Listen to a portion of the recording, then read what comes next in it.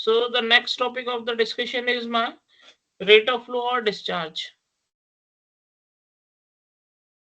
So before going to understand what is my continuity equation, so you must understand what is my rate of flow. So rate of flow is defined as the quantity of the fluid flowing per second through a pipe or a channel. Okay.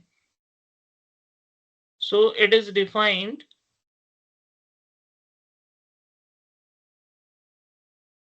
so if I am talking about the incompressible flow, then it is said to be my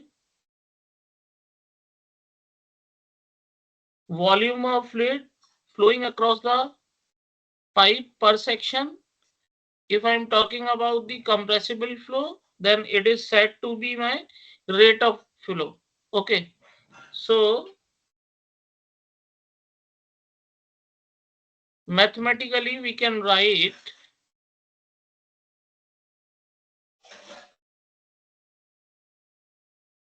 my discharge is equal to A into V. Okay.